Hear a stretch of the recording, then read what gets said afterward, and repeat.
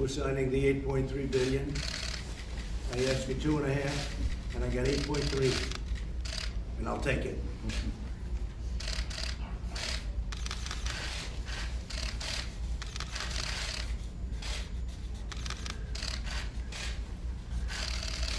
Okay. So here we are, 8.3 billion.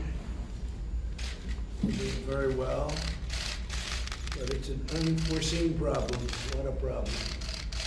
Came out of nowhere, but we're taking care of it. We have big news on the ship. A lot of things are happening on the ship. People are being tested right now. And I just spoke to the governor of California, Gavin Newsom. We had a good conversation. We're both working on the ship together. It's close to 5,000 people, so big ship. We're doing testing on those people. Okay? I just want to make it clear that in terms of tests, we have provided all the tests to the state of Washington and the state of California that they've asked for. The production and shipping of tests that we've talked about all week is completely on schedule. All of the CDC tests, the tests that are available to test up to 75,000 people, CDC has shipped to America's public health labs. Those are out.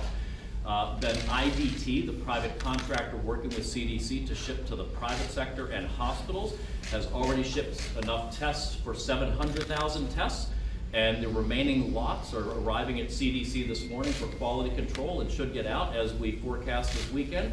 And then next week, we'll keep ramping up production, so as many as 4 million tests next week are going to be driving forward. So everything is on schedule for the testing. Mr. President, why aren't you going to CDC today? He's actually sent me. I'm going to go down. You could tell that. Yep. We may go. There was, they thought there was a problem at CDC with somebody that had the virus. It turned out negative, so we're seeing if we can do it. But yesterday afternoon, we were informed that there may have been a person with the virus, and they now find out that that was a negative test. They've tested the person very fully, and it was a negative test. So I may be going. We're going to see if they can turn it around with Secret Service. We may be going. Here, Steve, this is for you, after covering you so well. How big a hit to the economy? First time I've ever done that to a reporter. How big a hit to the economy are you expecting? Well, job numbers just came out, and they're incredible. The job numbers were tremendous, and we picked up close to 80,000 new jobs from last report.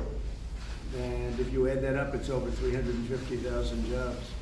Job numbers just came out a little while ago, and they were shocking to the people that were analyzing them.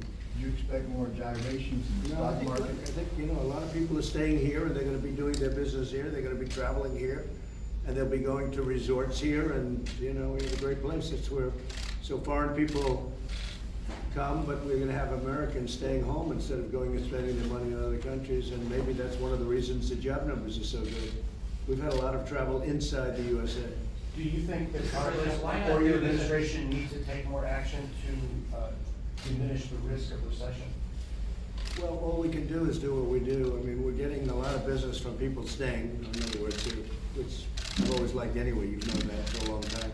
But people are staying here and spending their money here as opposed to going to Europe and other places.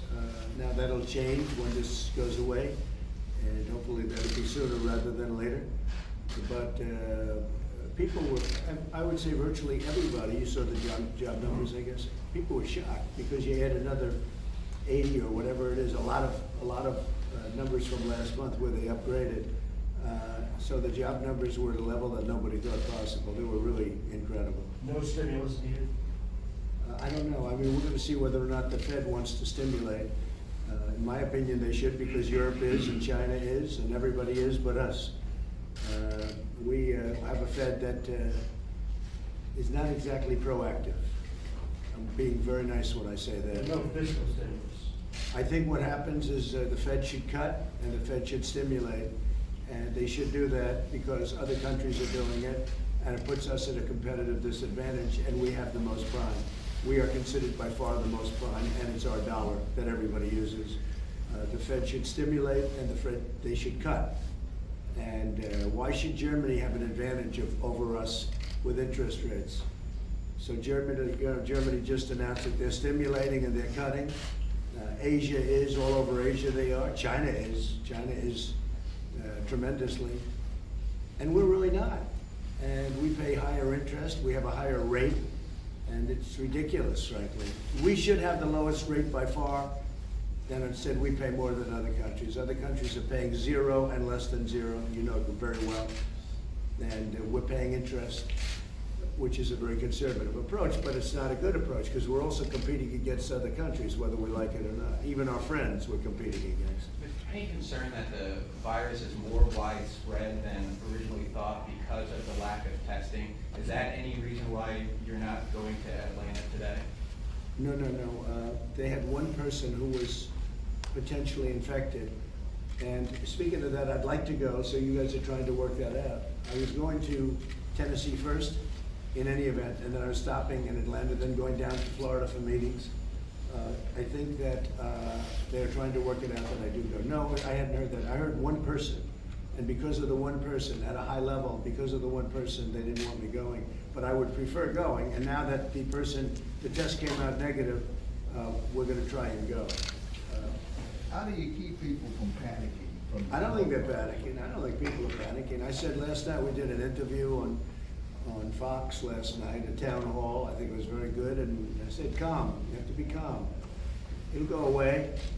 We do have a situation where we have this massive ship with 5,000 people, and we have to make a decision. You know, that's a big decision, because we have very low numbers compared to major countries throughout the world. Our numbers are lower than just about anybody.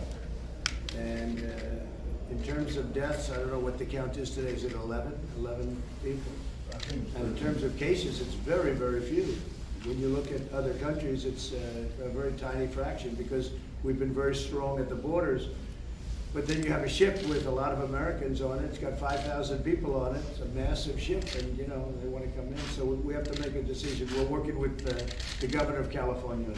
Do you think financial markets are overreacting? I think financial markets will bounce back as soon as this really bounces back. Don't forget, they're down probably 10 or 11% from where they were, but they were up 70%. So it's a relatively small piece. I don't like to see it happen because I was looking for 30,000 very soon. You were. It seemed days away from 30,000, and now we have a little more room to make up. But I think the country is so strong. We're so strong as a country now. We have never been like this. The consumer is generating so much because of the tax cuts, the regulation cuts, and the things we've done. So I think we're in great shape. I think we're in great shape. This came unexpectedly a number of months ago. I heard about it in China, came out of China, I heard about it. And we made a good move. We closed it down. We stopped it. Otherwise, the head of CDC said last night that you would have had thousands of more problems if we didn't shut it down very early. It was a very early shutdown, which is something we got right. 爸，你会填2020年人口普查吗？人口普查？对呀，每10年一次，从新统计住在美国的每个人，这些数据有助规划公共资金，决定分给学校、诊所、收入等的比例。学校教的。真好，但是爸爸现在没时间。爸，很重要，我们一起上2020census.gov， 说不定还能改善交通呢。那爸感兴趣。详情请上2020census.gov。